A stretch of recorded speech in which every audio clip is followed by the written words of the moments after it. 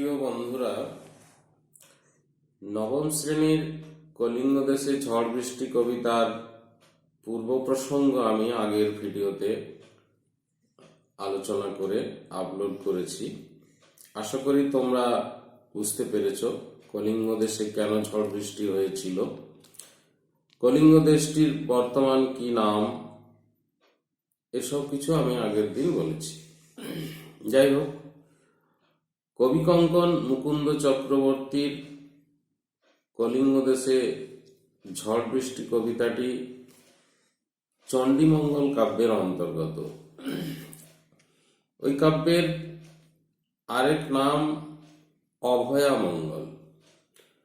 তো কলিঙ্গ দেশে ঝড় বৃষ্টি আরম্ভ, এই মূল অংশ থেকে আরম্ভ কথাটি বাদ দিয়ে বাকি অংশটি কবিতার নামকরণ হিসেবে ব্যবহৃত হয়েছে। দেখো, মেঘে কইল অন্ধকার, মেঘে কইল অন্ধকার, দেখিতে না পায় কেহ অঙ্গ আপনার। ঈশানে উড়িল মেঘ সঘনে চিকুর, উত্তর পবনে মেঘ ডাকে দূর দূর। নিমিষেকে জোড়ে মেঘ গগনমণ্ডল, চারি মেঘে বরিশে মুষল ধারে জল। কলিঙ্গে উড়িয়া মেঘ ডাকে উচ্চনাদ, প্রলয় গনিয়া প্রজা ভাবয়ে বিষাদ। হুড় হুড় দূর দূর বহে ঘন ঝড়, বিপাকে ভবন ছাড়ি প্রজা দিল রড়। মেঘে কইল অন্ধকার, মেঘে কইল অন্ধকার। মেঘে মেঘে আকাশ ঢেকে ফেলেছে, সূর্যের কিরণ পৃথিবীতে এসে আর পৌঁছচ্ছে না। এত ঘন অন্ধকার নেমে এসেছে কলিঙ্গ দেশের বুকে যে কেউ কারো নিজের অঙ্গ পর্যন্ত দেখতে পাচ্ছে না। ঈশানে উড়িল মেঘ। ঈশান শব্দের এক অর্থ শিবকে বোঝায়, আর ঈশান 10 দিকের অন্তর্গত।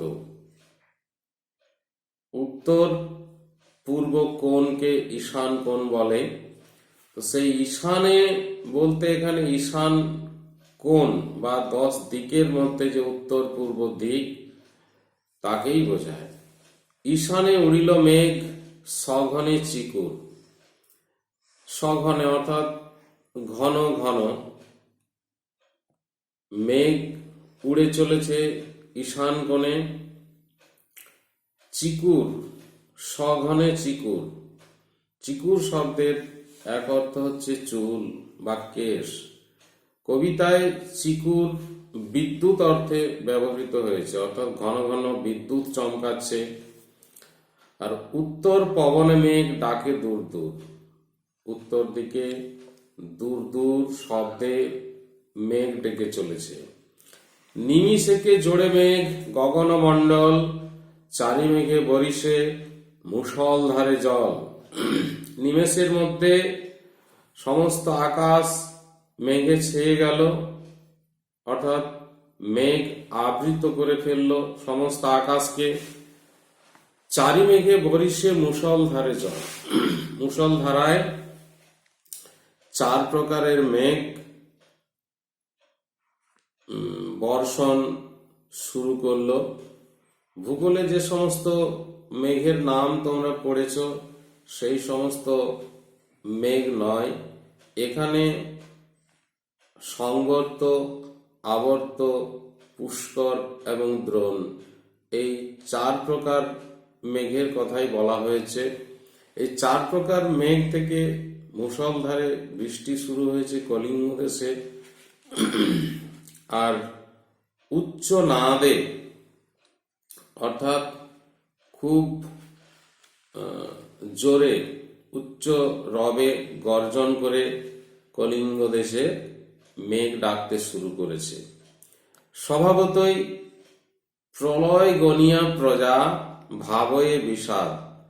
বিপদের আশঙ্কা করে, কোনো প্রলয় ঘটবে এরকম আশঙ্কা করে প্রজারা ভয় পেয়ে বিষাদগ্রস্ত হয়ে পড়েছে।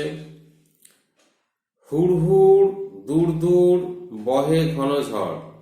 ঝড় বইতে শুরু করেছে, হুড় হুড় দূর দূর শব্দ হচ্ছে।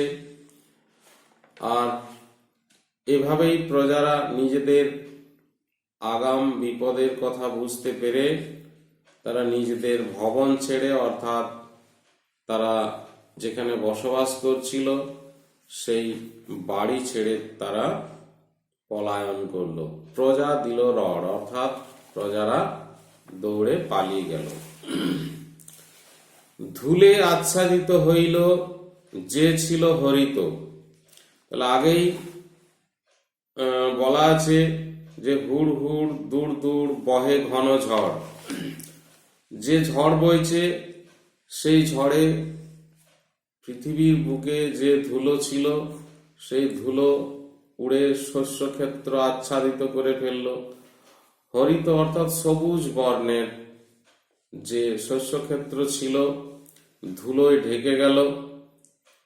উলটিয়া পড়ে শস্য প্রজা চমকিত।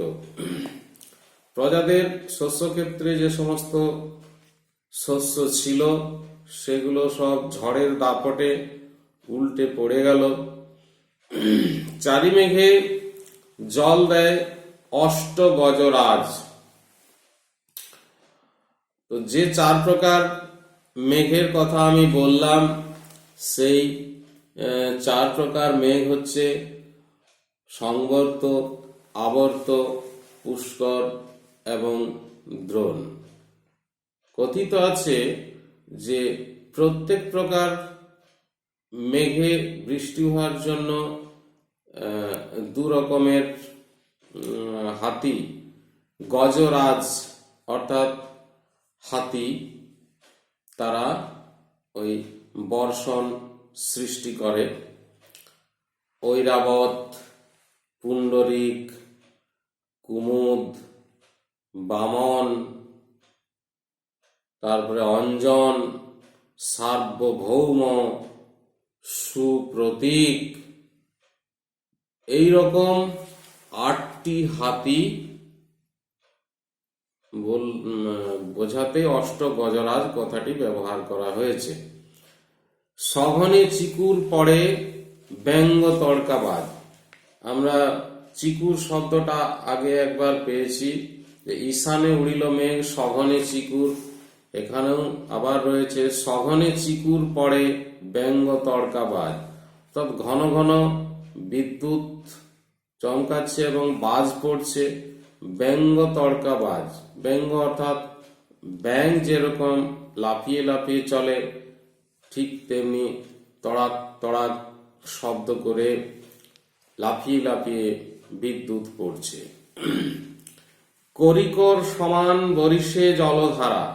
করি শব্দের অর্থ হাতি, কর অর্থাৎ হাত। এখানে করিকর বলতে হাতির সুঁড়কে বোঝায়। হাতি সুঁড় উঁচু করে থাকলে যে উচ্চতায় মানে পৌঁছানো যায় সেই উচ্চতায় জলধারা। করিকর সমান বরিশে জলধারা। জলধারা বয়ে চলেছে অত উঁচু হয়ে। জলে মহি একাকার পথ হইল হারা। মহি অর্থাৎ পৃথিবী, পৃথিবী জলে একাকার হয়ে গেছে, অর্থাৎ জল এবং স্থল চেনার কোনো উপায় নেই। পথ হইল হারা অর্থাৎ কলিঙ্গ দেশে যাওয়া আসার জন্য বা মানুষের যাতায়াতের জন্য যে পথ ছিল সে পথ হারিয়ে গেছে, পথ খুঁজে পাওয়া যাচ্ছে না। ঘন ঘন শুনি চারি মেঘের গর্জন, কারো কথা শুনিতে না পাই কোনো জন। ঘন ঘন ওই চার প্রকার মেঘ গর্জন করছে, কেউ কারো কথা শুনতে পাচ্ছে না। পরিচ্ছিন্ন নাহি সন্ধ্যা দিবস রজনী, কলিঙ্গের সঙ্গরে সকল লোক যে জৈমিনী। পরিচ্ছিন্ন অর্থাৎ অবিচ্ছিন্ন, অবিরাম। সকাল, সন্ধ্যা, দিবস, রজনী একাকার হয়ে গেছে, কোনো ছেদ নেই, অর্থাৎ বিরামহীনভাবে বৃষ্টি পড়ছে। কলিঙ্গের সঙ্গরে সকল লোক যে জৈমিনী। জৈমিনী মুনি, তিনি বিশিষ্ট দার্শনিক। জৈমিনী তিনি মীমাংসা দর্শনের প্রণেতা। তো মানুষের বিশ্বাস যে তিনি বজ্র নিবারণ করতে পারেন, তাই তাকে বজ্র নিবারক হিসেবে মানুষ স্মরণ করে থাকেন। তো কলিঙ্গ দেশের মানুষ তাকে সঙ্গরে অর্থাৎ স্মরণ করছে এই বিপদে পড়ে বিদ্যুতের হাত থেকে রক্ষা পাওয়ার জন্য। হুড় হুড় দূর দূর শুনি ঝনঝন, না পায় দেখিতে কেহ রবির কিরণ। এরকম ভাবে হুড় হুড় দূর দূর শব্দে, ঝনঝন শব্দে ঝড় বয়ে চলেছে, প্রচন্ড শব্দ চারিদিকে। আর মেঘে যেহেতু ঢেকে আছে কলিঙ্গের আকাশ, তাই রবির কিরণ অর্থাৎ সূর্যের কিরণ এসে পৌঁছচ্ছে না, অর্থাৎ কলিঙ্গ দেশে অন্ধকার নেমে এসেছে। গর্ত ছাড়ি ভুজঙ্গ ভাসিয়া বুলে জলে, নাহি জানি জলস্থল কলিঙ্গ মণ্ডলে। যে সমস্ত সাপ, ভুজঙ্গ মানে সাপ, তারা গর্তের মধ্যে ছিল, যেহেতু সেই গর্তে জল ঢুকে পড়েছে, তাই গর্ত থেকে বেরিয়ে সাপেরা জলের উপরে ভেসে বেড়াচ্ছে। নাহি জানি জলস্থল কলিঙ্গ মণ্ডলে। কলিঙ্গ মণ্ডলে অর্থাৎ ওই কলিঙ্গ দেশে যে কোথায় জলভাগ ছিল আগে, কোথায় স্থলভাগ ছিল, এখন তার চেনার উপায় নেই, পুরোটাই জলে একাকার। নিরবধি 7 দিন বৃষ্টি নিরন্তর। নিরন্তর মানে ছেদ নেই, অবিরাম 7 দিন ধরে বৃষ্টি হচ্ছে। আচুক শস্যের কার্য হেজ্জা গেল ঘর। যে সমস্ত শস্য প্রজাদের ঘরে মজুদ ছিল, সেই সমস্ত শস্য নষ্ট হলো। এবং যেহেতু জল সমস্ত কলিঙ্গ রাজ্য জুড়ে হাতির সুরের সমান উচ্চতায় পৌঁছে গেছে, তাই প্রজাদের ঘর মেঝে ডুবে গেছে। হেজ্জা গেল ঘর অর্থাৎ পচে নষ্ট হচ্ছে। মেঝাতে পড়য়ে শিল বিদারিয়া চাল। মেঝা অর্থাৎ ঘরের যে মেঝে, সেই মেঝেতে শিল পড়ছে। কিভাবে পড়ছে না, ঘরের যে ছাউনি বা চাল, সেই চাল বিদীর্ণ করে অর্থাৎ ভেদ করে শিল পড়ছে অর্থাৎ শিলা। এই ঘটনাটিকে কবি একটি বাস্তব উদাহরণ দিয়ে, উপমা দিয়ে বোঝানোর চেষ্টা করেছেন যে শিলগুলো পড়ছে ঘরের মেঝেতে, সেটা কেমন, ভাদ্রপদ মাসে যেন পড়ে থাকা তাল।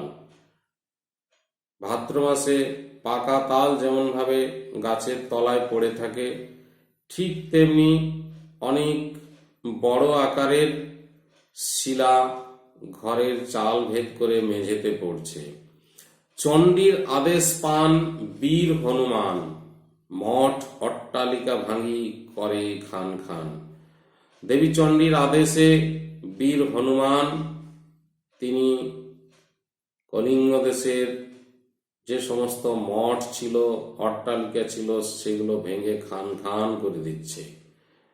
চারিদিকে বহে ঢেউ পর্বত বিশাল। পর্বত যেরকম উঁচু, ঠিক সেরকম উচ্চতার বড় বড় ঢেউ চারদিকে উঠছে, অর্থাৎ ঢেউয়ের ধাক্কায় ঘর বাড়ি উল্টে পড়ছে। উঠে উঠে পড়ে ঘরগুলা করে দলমল, অর্থাৎ টলমল করছে, ঘরগুলো যেন ভেঙে পড়ছে, কাঁপছে। চণ্ডীর আদেশে ধায় নদ নদীগণ, অম্বিকা মঙ্গল গান শ্রী কবি কঙ্কন। এভাবেই দেবী চণ্ডীর আদেশে সমস্ত নদ নদী যেন এসে কলিঙ্গ দেশে সমবেত হয়েছে, যাতে কলিঙ্গ দেশের প্রজারা বিপদগ্রস্ত হয়। আর কবিতার এই শেষে কবি তার কাব্যের নাম উল্লেখ করেছেন, অম্বিকা মঙ্গল গান শ্রী কবি কঙ্কন। মধ্যযুগে এরকমই রীতি ছিল, কবিতার শেষে বা কোনো অংশে কবি সুকৌশলে নিজের পরিচয়টি লিপিবদ্ধ করতেন। এই রীতিটিকে বলা হয় ভণিতা। তো এভাবেই কলিঙ্গ দেশে ঝড় বৃষ্টি কবিতায় কলিঙ্গ দেশের প্রজাদের কিরকম দুর্দশা সৃষ্টি হয়েছিল, তারা কেমন বিপদে পড়েছিল তার বর্ণনা রয়েছে। এই অবধি আজকে রইল। এরপরে প্রশ্নোত্তর পর্ব আলোচনা করব। আজ তাহলে আসি।